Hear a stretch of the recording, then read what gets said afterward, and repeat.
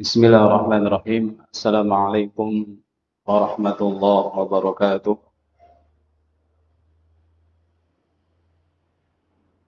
Alhamdulillahirabbil alamin.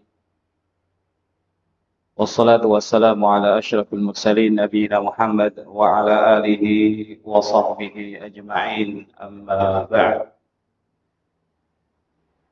Ayyuhal hadirun rahimakumullah taala. Alhamdulillah. Pada kesempatan sore hari ini insyaallah kita akan bersama-sama mengkaji salah satu kitab akidah yang sangat mendasar dalam ilmu akidah, yaitu kitab yang berjudul Ushulul Iman karya Syekh Muhammad Shalih Al-Utsaimin rahimahullahu taala. Kitab yang membahas pokok-pokok akidah Ahlus Sunnah wal Jamaah. Kitab yang membahas rukun iman yang 6. Nah, di antara keistimewaan kitab ini, penulis rahimahullah ta'ala banyak sekali membawakan dalil-dalil dari Al-Quran ataupun Sunnah ya, dalam uraian-uraian beliau terkait masalah-masalah iman kepada Allah dan seterusnya. Dan keistimewaan yang lain, bahwa penulis rahimahullah ta'ala ketika menyampaikan penjelasan tentang rukun iman kepada Allah, kepada malaikat dan lain sebagainya, juga menyampaikan tentang golongan yang keliru dan menyimpang dalam masalah keimanan tersebut. Lalu penulis membawakan apa? Membawakan bantahannya. Bantahan sehingga kita faham bahwa akidah-akidah yang mereka yakini itu keliru. Nah, dengan demikian kita nanti akan tambah yakin dan seyakin-yakinnya tentang kebenaran pokok-pokok akidah Ahlussunnah wal Jamaah yang disampaikan Syekh Utsaimin rahimahullah. Dan kita pun insyaallah dengan izin Allah Subhanahu wa taala semoga kita selamat dari penyimpangan-penyimpangan dan juga dari kesesatan-kesesatan dalam masalah akidah ini. Mari kita mulai, ikhwani fillah rahimakumullah ta'ala, untuk membahas kitab ini dengan memohon pertolongan kepada Allah Subhanahu wa ta'ala. Kita mulai.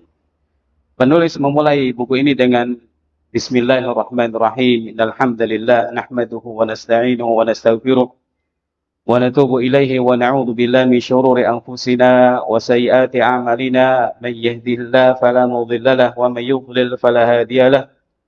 Wa asyhadu an la ilaha illallah wahdahu la syarika lahu wa asyhadu anna Muhammadan 'abduhu wa rasuluh sallallahu alaihi wa ala alihi wa ashabihi wa man tabi'ahum bi ihsanin wa sallama tasliman.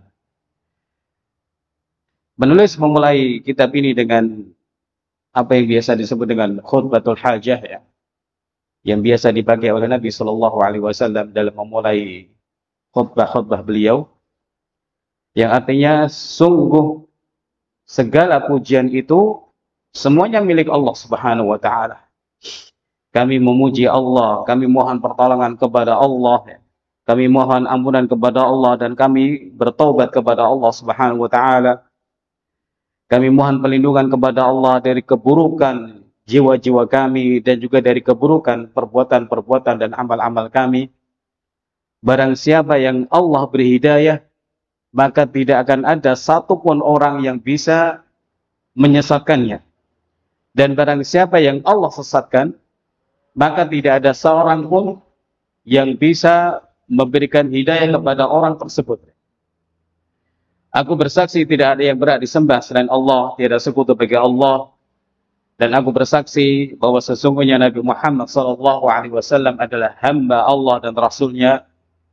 Semoga Allah Azza wa Jalla senantiasa mencurahkan salawat dan salamnya kepada beliau, kepada keluarga beliau, kepada sahabat-sahabat beliau, dan semua orang yang mengikuti mereka dengan baik. Amma ba'du, fa inna ilma at-tauhid asyraful ulumi wa ajalluha qadra wa aujabuha matlaba. Kemudian penulis rahimahullah ta'ala mengawali pembahasan tentang tauhid ini dengan menyebutkan bahwa sesungguhnya ilmu tauhid ilmu yang berhubungan dengan mengisahkan Allah Subhanahu wa taala itu asyraful ulum, merupakan semulia-mulianya ilmu. Di sini biasanya ulama menyampaikan kaidah ikhwani fillah rahimakumullah, kaidah yang penting untuk kita catat dan kita pahami, bahwa kemuliaan ilmu itu tergantung dengan apa yang dipelajari.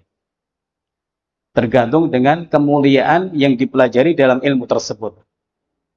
Kalau yang dipelajari tentang Allah Subhanahu wa taala, maka ilmu itu akan menjadi mulia, bahkan menjadi ilmu paling mulia.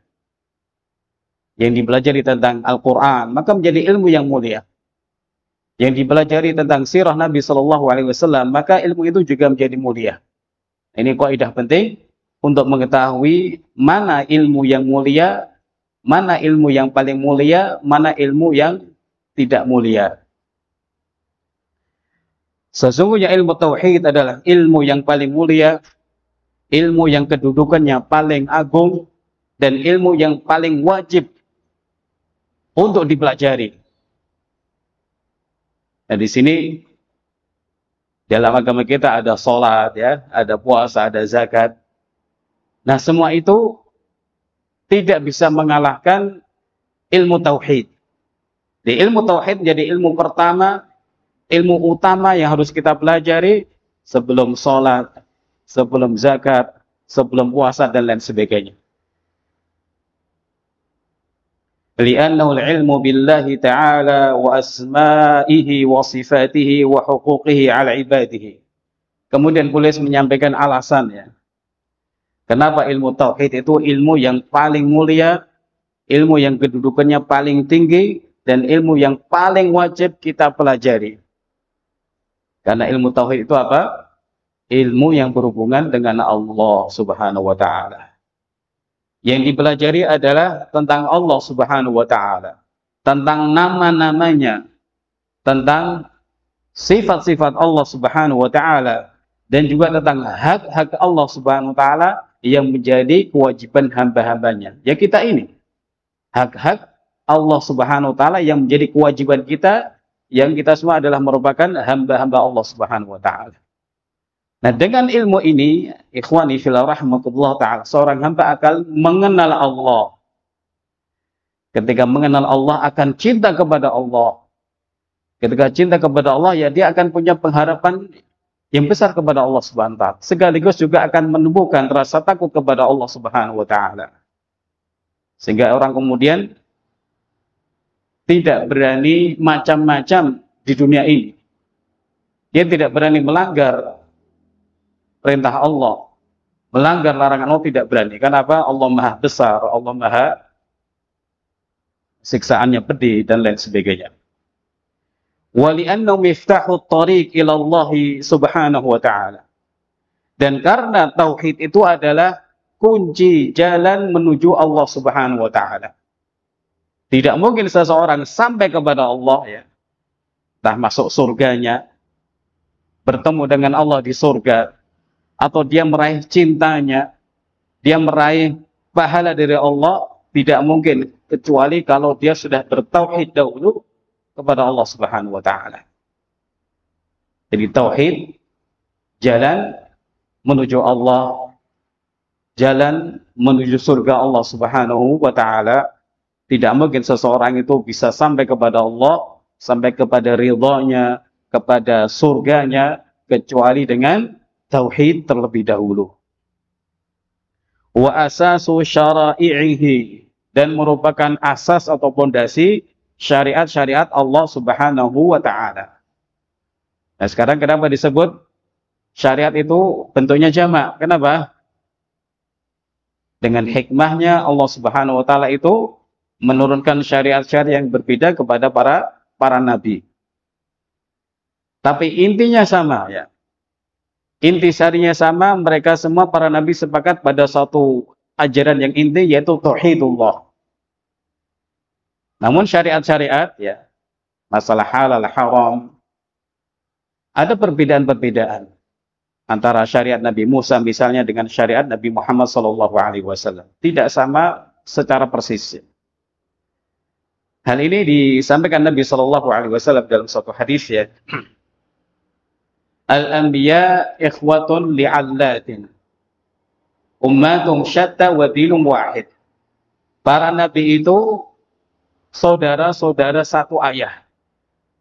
Saudara satu ayah. Ibu-ibu mereka berbeda, tapi agama mereka satu. Nah, ulama mengatakan maksudnya adalah bahwa syariat-syariat yang dibawa para nabi, para rasul itu bisa berbeda-beda. Dari satu nabi dengan nabi yang lain, atau dari satu rasul yang lain. Tapi intisari dari agama yang mereka bawa itu sama. Masing-masing atau semuanya mengajak kepada tauhidullah, mengajak kepada tauhid kepada Allah Subhanahu wa taala. Di sini Syekh membawakan ayat ya. Walidha ajma'atir rusulu 'ala da'wati ilaihi. Oleh karena itu semua rasul ya, dari rasul pertama Nabi Nuh alaihissalam sampai Nabi kita Muhammad sallallahu alaihi wasallam sepakat ya untuk mendakwahkan tauhid kepada semua hambanya, menyuruh manusia kepada Allah Subhanahu wa taala, menyuruh seluruh manusia kepada tauhidullah, termasuk Nabi Isa alaihissalam, termasuk Nabi Musa, Nabi Ibrahim, Nabi Ismail, dan semua nabi dan rasul yang Allah taala utus. Dasarnya apa? Firman Allah Subhanahu wa taala, "Wa ma arsalna min qablika min rasulin illa nuhi ilaihi annahu la ilaha illa ana fa'budun." Surah Al-Anbiya ayat 25 ini Allah berfirman, "Tidaklah kami utus seorang rasul sebelum engkau kecuali kami wahyukan kepada dia bahwa sesungguhnya tidak ada yang berhak yang disembah, tidak ada yang berhak disembah kecuali aku," kata Allah Subhanahu wa taala. "Fa'buduni, maka sembahlah aku." Ayat yang mulia yang bicara tentang apa? Intisari dakwah semua nabi dan rasul. Semua nabi yang Allah utus semuanya mengajak kepada ibadatullah. Tidak ada yang mengajak untuk menyembah dirinya atau menyembah yang lain sebagainya, tidak. Semuanya, seluruh nabi, seluruh rasul yang Allah utus, semuanya berdakwah mengajak umatnya untuk beribadah kepada Allah Subhanahu wa taala, untuk mentauhidkan Allah Subhanahu wa taala. Dan karena ini merupakan ajaran fitrah ya, yang sesuai dengan fitrah yang ada pada diri manusia. Bahwa manusia itu memiliki fitrah untuk mengisahkan Allah Subhanahu wa taala. Dikatakan oleh salah seorang imam dari kalangan generasi tabi'in, Imam Qatadah rahimahullah, beliau mengatakan lam yursal nabiyyun illa bitauhid. Tidak ada seorang nabi yang Allah utus ke muka bumi ini, Allah utus kepada kaumnya kecuali dengan membawa ajaran tauhid, mengisahkan Allah Subhanahu wa taala dalam ibadah. Ikhwani fillah rahimakumullah taala. Kemudian penulis menyampaikan wa syahida li nafsihi ta'ala bil wahdaniyah wa syahida biha lahu malaikatuhu wa ahlul ilmi. Allah Subhanahu wa taala menyatakan atau bersaksi untuk dirinya dengan sifat wahdaniyah atau keesaan. Demikian juga ini dipersaksikan oleh malaikat-malaikat untuk Allah Subhanahu wa taala dan juga para ahli ilmu. Mereka semuanya juga mempersaksikan masalah ini, bahwa Allah Subhanahu wa taala tidak ada yang berhak disembah kecuali Allah Subhanahu wa taala. Dasarnya adalah firman Allah, "Syahidallahu annahu la ilaha illa huwa wal malaikatu wa ulul ilmi qa'iman bil qist. La ilaha illa huwal azizul hakim." Allah telah bersaksi atau menyatakan bahwa tidak ada sesembahan yang berhak disembah kecuali Dia, yang menegakkan keadilan. Malaikat dan para ulama juga menyatakan demikian. Tidak ada yang berhak disembah kecuali Dia, Allah yang Maha Perkasa lagi Maha Bijaksana. Nah, di sini ikhwani fillah rahimakumullah taala, ayat yang kata Syekh Sa'di rahimahullah, berisi persaksian yang paling agung ya, yang datang dari Allah Subhanahu wa taala untuk mempersaksikan sesuatu yang paling agung tentang tauhid ya. Persaksian datang dari Allah penguasa alam semesta ini, yang juga diiringi dengan persaksian malaikat dan para ulama untuk mempersaksikan apa? Sesuatu yang paling besar dan paling agung, yaitu tauhidullah. Bahwa Allah Subhanahu wa taala itu Maha Esa, bahwa Allah Subhanahu wa taala satu-satunya zat yang berhak diibadahi. Walamma kana hada sya'n at-tauhid kana lizaman ala kulli muslimin an ya'taniya bihi ta'alluman wa ta'liman wa tadabbura wa i'tiqada. Kemudian penulis rahimahullah menyampaikan, kalau demikian ya urusan tauhid, bahwa tauhid itu sangat penting, sangat tinggi, sangat mulia, menjadi intisari dakwah seluruh nabi dan rasul, maka sudah menjadi kewajiban atas setiap muslim, ya kita ini semua ya, lelaki, perempuan, pejabat atau rakyat atau siapa saja yang beragama Islam, untuk memberi perhatian masalah tauhid, memberi perhatian terhadap masalah tauhid ini. Dalam bentuk apa? Dalam bentuk mempelajarinya. Memberikan waktu untuk mempelajari masalah ini. Untuk memahaminya. Untuk mengamalkannya. Untuk meyakininya ya. Dan ini semua tidak mungkin didapatkan kecuali dari belajar, dari ta'allum. Nah kemudian bagi orang yang sudah belajar, sudah berilmu tentang masalah ini, hendaknya juga memberi perhatian untuk apa? Mengajarkannya kepada orang lain. Supaya orang juga tahu masalah penting ini, yang merupakan hak Allah Subhanahu wa taala yang paling tinggi dan paling besar atas kita semua. Wa tadabbura, dan memberi perhatian terhadap tauhid ini dengan menghayatinya dan merenunginya, supaya seseorang kemudian betul-betul meyakini kebenaran ini dengan seyakin-yakinnya, juga meyakininya dengan seyakin-yakinnya ya. Nah ini semua ikhwani fillah rahimakumullah taala menjadi kewajiban kita semua, bukan menjadi kewajiban ulama ya, tapi menjadi kewajiban kita semua ya. Kita wajib belajar tentang tauhid, memahami tauhid dengan benar, bahwa la ilaha illallah itu artinya bukan tidak ada pencipta selain Allah, bukan. Ada kebenarannya makna ini, tapi tidak benar kalau diartikan sebagai maksud dari la ilaha illallah. Atau mungkin ada orang mengartikan tidak ada Tuhan selain Allah. Ini juga tidak benar. Kurang tepat dalam memahami makna la ilaha illallah. Kenapa? Banyak Tuhan-Tuhan yang dipertuhankan dan disembah oleh manusia. Nah setelah orang memahami makna dengan baik, dia mengajarkannya kepada orang lainnya. Dia mentadabburinya, meyakininya, supaya apa? Betul-betul nilai tauhid ini masuk ke dalam hatinya dengan dalam. Liyabniyatinahu ala asasin salim. Tujuannya agar dia membangun agamanya di atas fondasi yang benar, karena membangunnya di atas tauhid. Watmi'nanin, dan membangunnya di atas ketenangan, karena dasar-dasar tauhid diambil dari Al-Quran, dari hadis, sumber-sumbernya jelas. Wa taslim, dan dia menerima dengan bulat. Yas'adu bisamaratihi wa nataijihi, nanti seseorang akan bahagia merengkuh hasil dan buah dari ilmu tauhid ini. Ikhwani fillah rahimakumullah ta'ala. Jadi sangat penting buat siapapun ya, kaum muslimah, kaum muslimin dan muslimah, untuk mempelajari masalah akidah secara umum, rukun Islam, rukun iman secara umum, dan masalah tauhid secara khusus, supaya apa? Kita semua paham tentang hak-hak Allah Subhanahu wa taala. Kemudian juga mengajarkannya kepada orang lain ya.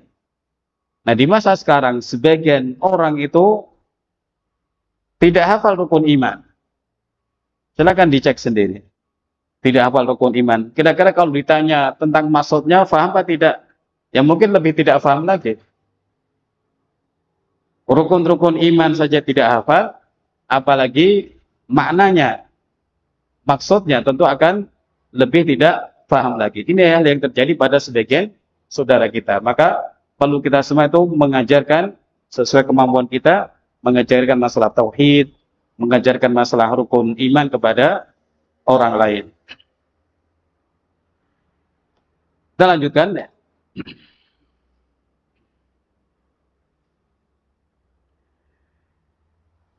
Ad-dinul Islami.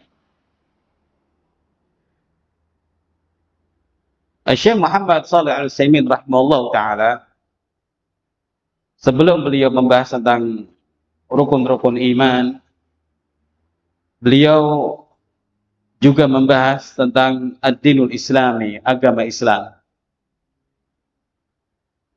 Ini sesuai dengan apa yang dibawa oleh malaikat Jibril alaihissalam kepada Nabi sallallahu alaihi wasallam ketika beliau ditanya tentang ketika Jibril datang kepada Nabi sallallahu alaihi wasallam dan bertanya tentang Islam, tentang iman dan tentang ihsan. Setelah pulang, setelah pergi, Nabi kemudian bertanya kepada sahabat, apakah kalian tahu siapa dia? Para sahabat mengatakan, kami tidak tahu, Allah dan Rasul lebih tahu. Lalu Nabi mengatakan bahwa itu adalah Jibril yang mengajarkan kepada kalian urusan agama kalian atau perkara agama kalian. Jadi agama Islam itu tingkatannya ada 3 ya. Yang pertama adalah Islam, kemudian iman, dan kemudian yang paling 3 adalah ihsan. Nah, Syekh rahimahullah ta'ala mengawali pembahasan tentang usul iman ini juga dengan masalah yang kita butuh untuk mengetahuinya atau membacanya kembali ya. Yaitu tentang ad-dinul Islami, tentang agama Islam. Beliau mengatakan ad-dinul Islami huwa ad-dinul ladzi ba'atha Allah bihi Muhammadan sallallahu alaihi wasallam. Agama Islam adalah agama yang Allah Subhanahu wa taala mengutus Nabi Muhammad sallallahu alaihi wasallam dengan agama itu ya. Pada hakikatnya Islam itu adalah agama seluruh nabi dan rasul ya. Yang artinya istislam, berserah diri kepada Allah Subhanahu wa taala. Tapi semenjak Nabi kita Muhammad sallallahu alaihi wasallam diutus sebagai nabi dan rasul akhir, maka Islam menjadi nama agama beliau. Menjadi nama agama yang dibawa Nabi Muhammad sallallahu alaihi wasallam. Agama orang lain disebut Nasrani, agama orang lain disebut Yahudi dan begitu seterusnya. Islam berarti agama yang dibawa hanya oleh Nabi Muhammad sallallahu alaihi wasallam. Kapan disebut demikian? Setelah Nabi kita Muhammad sallallahu alaihi wasallam diangkat sebagai nabi dan rasul oleh Allah Subhanahu wa taala. Khatamallahu bihil adyana. Dan dengan agama Islam ini Allah Subhanahu wa taala menutup agama-agama. Tidak ada agama lagi. Tidak ada ajaran baru lagi. Wa akmalahu li'ibadihi. Dan Allah Subhanahu wa taala menyempurnakan agama Islam ini bagi hamba-hambanya. Wa atamma bihi 'alaihimun ni'mata. Dan dengan agama Islam ini Allah Subhanahu wa taala menyempurnakan bagi hamba-hambanya nikmat-nikmat dari Allah Subhanahu wa taala. Wa radiya lahum dinan wa radiyahu lahum dinan, dan Allah meridhai Islam sebagai agama bagi mereka. Fala yaqbalu min ahadin dinan siwahu. Maka Allah tidak menerima dari siapapun agama selain agama Islam. Nah, apa yang disampaikan Syekh di sini rahimahullah taala merupakan hal-hal yang menjadi keistimewaan agama Islam ya. Agama yang sempurna, agama yang Allah ridhai, dan dengan itu Allah Subhanahu wa taala menyempurnakan nikmat bagi hamba-hambanya. Qala Allah Ta'ala, "Ma kana Muhammadun aba ahadin min rijalikum walakin Rasulullah wa khataman nabiyyin." Muhammad itu bukanlah bapak dari salah seorang dari kalian, akan tapi ia adalah utusan Allah dan penutup para nabi. Ayat mulia ini menunjukkan bahwa Nabi Muhammad SAW adalah nabi akhir zaman, nabi penutup para nabi dan rasul, sehingga tidak ada nabi dan rasul setelah beliau. Masalah ini biasa disebut ulama dengan akidah khatmin nubuwah, akidah ditutupnya kenabian dengan Nabi Muhammad SAW. Ini salah satu perkara yang harus kita yakini dengan baik dan benar. Nabi akhir zaman, nabi penutup adalah Nabi Muhammad SAW. Tidak ada nabi setelah beliau. Pengakuan nabi setelah beliau berarti apa? Itu suatu bentuk kesesatan, bentuk menuruti hawa nafsu, dan termasuk kekufuran. Karena apa? Bertentangan dengan salah satu pokok ajaran dalam agama Islam. Bertentangan dengan salah satu pokok akidah dalam agama Islam, bahwa Nabi Muhammad SAW adalah apa? Nabi dan Rasul terakhir yang Allah Subhanahu wa Ta'ala utus ke muka bumi ini. Wa qala ta'ala al-yawma akmaltu lakum dinakum wa atmamtu 'alaikum ni'mati wa raditu lakumul Islam dina. Allah berfirman, pada hari ini telah aku sempurnakan bagi kalian agama kalian, dan telah aku cukupkan bagi kalian nikmat-nikmatku, dan aku ridhai bagi kalian agama Islam sebagai agama kalian. Nah, di sini Al-Imam Ibnu Katsir rahimahullah menyampaikan sebuah keterangan yang bagus sekali untuk kita simak, untuk kita fahami juga. Beliau menyampaikan tentang ayat ini, bahwa ayat ini adalah nikmat Allah yang paling besar. Hadhihi akbaru ni'amillah. Ini adalah nikmat Allah yang paling besar. Karena apa? Melalui ayat ini Allah Subhanahu wa Ta'ala memberitahukan bahwa Allah sudah menyempurnakan agama bagi kaum muslimin, bagi umat Nabi Muhammad SAW. Kalau sudah sempurna artinya apa? Tidak butuh ajaran selain Islam. Tidak butuh nabi selain Nabi Muhammad SAW. Tidak butuh petunjuk selain petunjuk Nabi Muhammad SAW. Beliau mengajak supaya kita apa? Betul-betul memahami makna kesempurnaan agama Islam. Memahami bahwa Islam Allah ridhai. Berarti kita sudah cukup dengan agama ini yang dibawa Nabi Muhammad SAW. Kita hanya butuh ajaran beliau, kita hanya butuh petunjuk beliau, kita hanya butuh agama yang beliau bawa saja. Semuanya sudah ada.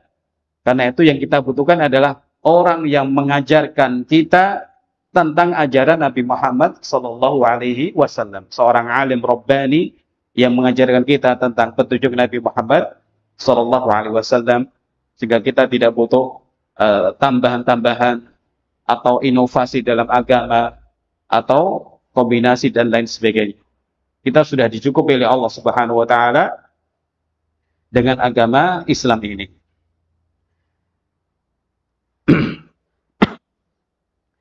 Ikhwani fillah rahimakumullah, sebagian ulama menyampaikan bahwa agama Islam yang dibawa Nabi Muhammad SAW itu memiliki 3 keistimewaan.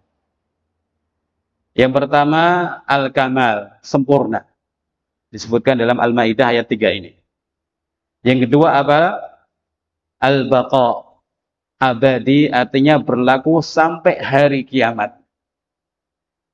Dimanapun kita berada, dimanapun manusia berada, mereka wajib melaksanakan agama Islam yang dibawa Nabi Muhammad SAW. Di Timur Tengah, di negeri ini, atau di kutub utara atau kutub selatan dan sebagainya. Semuanya wajib untuk mengamalkan agama Islam. Dan keistimewaan yang ketiga adalah bahwa agama ini syamil, ya, mencakup semua manusia ada di dunia ini, yang ada di dunia ini, baik yang sudah beriman dengan nabi-nabi mereka sebelumnya atau yang tidak beriman. Mereka wajib untuk memeluk agama Islam. Wa qala ta'ala inna dina 'indallahil Islam. Allah berfirman, sesungguhnya agama di sisi Allah adalah Islam. Wa qala ta'ala wa may yabtaghi ghairal islami dinan falyuqbala minhu wa huwa fil akhirati minal khasirin. Barang siapa yang mencari selain agama Islam, maka tidak akan diterima oleh Allah Subhanahu wa Ta'ala dari orang tersebut, ya. Falan yuqbala min. Siapa saja mencari agama selain agama Islam ya, untuk dia jadikan sebagai cara ibadah kepada Allah atau beragama kepada Allah, maka tidak akan pernah diterima ya. Tidak akan pernah diterima dari dia, wa huwa fil akhirati minal khasirin, dan dia di akhirat nanti termasuk orang-orang yang merugi.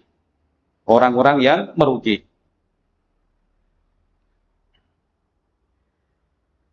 Waqad faradallahu ta'ala 'ala jami'in nasi an yadinu Allah ta'ala bihi. Sungguh Allah Subhanahu wa taala ya sudah mewajibkan seluruh manusia ya. Seluruh manusia sejak Nabi Muhammad sallallahu alaihi wasallam diangkat sebagai nabi dan rasul, maka Allah mewajibkan semua manusia untuk beragama kepada Allah ya dengan agama Islam ini. Makanya Nabi sallallahu alaihi wasallam berdakwah ya. Diawali dengan mendakwahi masyarakatnya.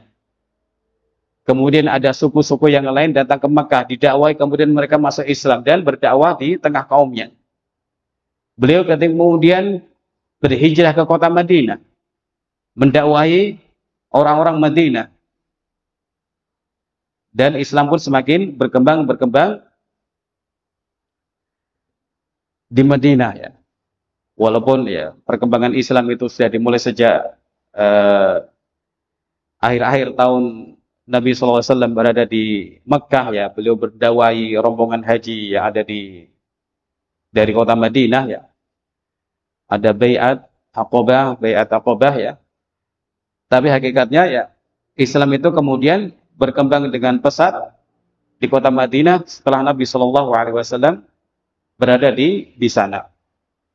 Lalu ketika datang tahun 6 Hijriah, setelah terjadi perjanjian Hudaybiyah dengan kaum musyrikin Makkah, Nabi SAW ya mengirim surat-surat dakwah kepada raja-raja yang ada di sekitar Jazirah Arabiyah.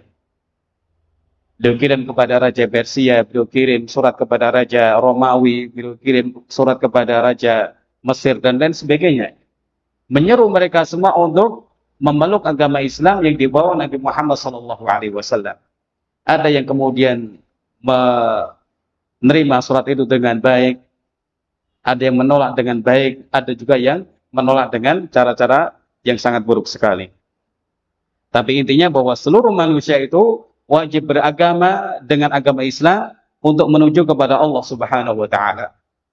Faqala mukhatiban Rasulullah sallallahu alaihi wasallam, Allah taala berfirman untuk mengajak bicara Rasulullah sallallahu alaihi wasallam, "Qul ya ayyuhan nas," katakanlah wahai Muhammad kepada manusia, wahai manusia, "Inni Rasulullah ilaikum jami'a." Sesungguhnya aku adalah utusan Allah kepada kalian semuanya. Bangsa Arab ataupun non-Arab, berkulit putih ataupun merah dan lain sebagainya. Kepada kalian semua, kepada kalian semua wahai manusia. Alladzi lahu mulkus samawati wal ardh. Allah yang memiliki kerajaan langit dan bumi. La ilaha illahu, tidak ada yang berhak disembah selain Dia. Yuhyi wa yumiit. Dialah Allah Subhanahu wa taala yang menghidupkan dan mematikan. Fa'aminu billahi wa rasulihi an-nabiyil ummi alladzi yu'minu billahi wa kalimatihi wattabi'uhu la'allakum tahtadun. Maka berimanlah kepada Allah wahai manusia. Berimanlah kepada Rasulnya Muhammad sallallahu alaihi wasallam, nabi yang ummi, yang beriman kepada Allah, kepada kalimat-kalimatnya, wattabi'uhu, dan ikutilah beliau agar kalian menjadi orang-orang yang dapat hidayah. Ikhwani fillah rahimakumullah taala. Jadi dalam ayat yang mulia ini, surah Al-A'raf ayat 158, Allah Subhanahu wa taala memerintahkan Nabi SAW untuk menyerukan dakwah Islam kepada seluruh manusia, yang sekaligus menjadi kewajiban mereka untuk memeluk agama Islam ini, menjadi seorang muslim, menjadi muslimah yang beriman kepada Allah Ta'ala dan beriman kepada Nabi Muhammad SAW. Nah, dengan ini nanti seseorang betul-betul mendapatkan hidayah dari Allah Subhanahu wa taala. Dan sebaliknya, kalau tidak beriman kepada Allah, tidak beriman kepada Rasul Muhammad sallallahu alaihi wasallam, orang-orang ini adalah orang-orang yang jauh dari hidayah, orang-orang yang kufur kepada Allah, orang-orang yang sesat, atau orang-orang yang Allah murkai. Ikhwani fillah rahimakumullah ta'ala. Kemudian penulis membawakan satu hadis yang berbicara tentang kewajiban semua orang untuk beriman kepada Nabi Muhammad sallallahu alaihi wasallam. Wa fi sahih Muslimin an Abi Hurairah radhiyallahu an Rasulillah sallallahu alaihi wasallam annahu qala, dalam sahih Muslim dari sahabat yang mulia Abu Hurairah radhiyallahu taala anhu, dari Rasulullah sallallahu alaihi wasallam, beliau bersabda, "Walladzi nafsu Muhammadin biyadihi la yasma'u bi ahadun min hadhil ummati yahudiyyun wala nasraniyyun thumma yamut wa lam yu'min billadzi ursiltu bihi illa kana min ashabin nar." Nabi Muhammad sallallahu alaihi wasallam dalam hadis yang mulia ini menyampaikan sabda ini dengan diawali dengan sumpah. Demi zat yang jiwa Muhammad ada di tangannya, tidaklah ada seseorang yang mendengarku dari umat ini, orang Yahudi atau Nasrani, kemudian orang Yahudi Nasrani ini kemudian meninggal dalam keadaan belum beriman dengan risalah yang aku bawa, kecuali orang itu pasti termasuk penghuni neraka. Ini yang disampaikan Nabi Muhammad SAW, Rasul yang penuh dengan kasih sayang, Rasul yang bijaksana, Rasul yang kasih sayangnya mengalahkan para ibu dan para orang tua.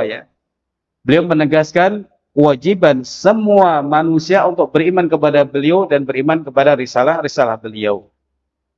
Nah, di sini hanya disebutkan Yahudi dan Nasrani. Kenapa Nah, Imam Nawawi rahimahullah menyebutkan yang mananya kurang lebih, yang mananya secara ringkas kalau orang Yahudi, Nasrani yang punya kitab suci saja harus mengikuti Nabi Muhammad SAW, apalagi umat-umat yang tidak memiliki kitab suci dari Allah Subhanahu wa taala. Maka lebih wajib untuk mengikuti Nabi Muhammad sallallahu alaihi wasallam. Hadis ini juga menunjukkan adanya umat dakwah dan umat ijabah Jadi umat Nabi Muhammad SAW itu dibagi menjadi dua, umat dakwah yang menjadi objek dakwah Nabi sallallahu alaihi wasallam. Kemudian ada umat ijabah, umat yang mau menerima dakwah Nabi sallallahu alaihi wasallam. Jadi orang Yahudi Nasrani bisa kita sebut itu umat Nabi Muhammad SAW. Artinya apa? Menjadi objek dakwah agama Islam ini. Tapi di sisi yang lain mereka bisa disebut orang yang ingkar, orang yang kufur. Kenapa? Tidak mengikuti, tidak menerima dakwah Nabi Muhammad sallallahu alaihi wasallam. Jadi umat ada dua apa tadi? Umat ijabah dan umat dakwah, atau umat dakwah dan umat ijabah.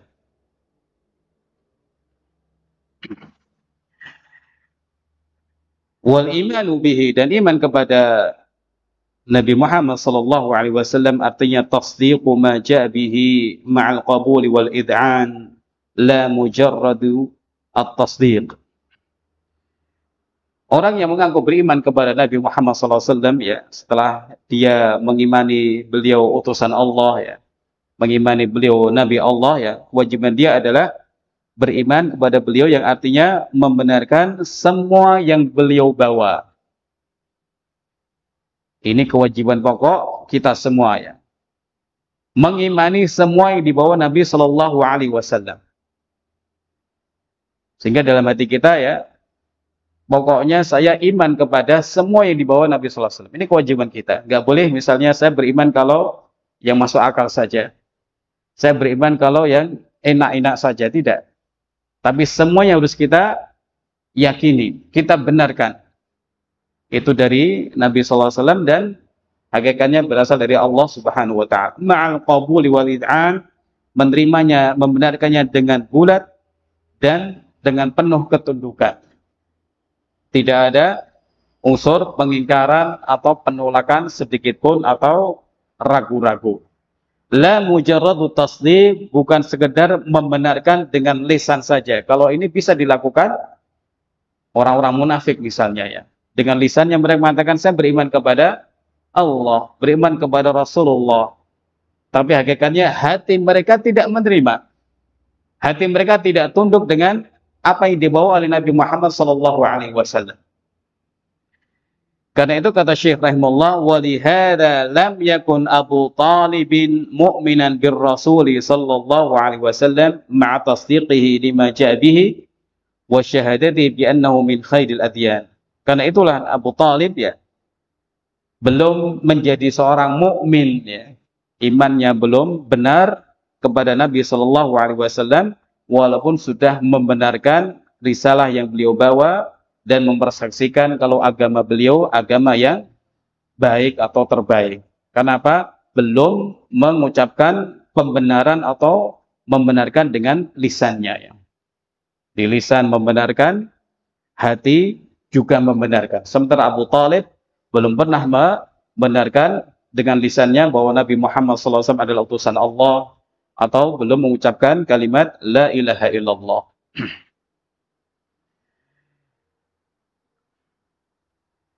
Ini dahulu ikhwani fillah rahmakumullah yang kita bahas pada kesempatan pertama ini dalam membahas kitab Ushulul Iman karya Syekh Muhammad bin Shalih Al-Utsaimin rahimahullah taala.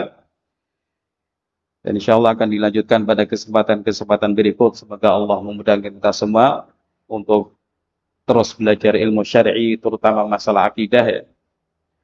Demikian wallahu taala alam. Jazakumullah khairan atas kehadirannya antum semua. Wassalamualaikum warahmatullahi wabarakatuh.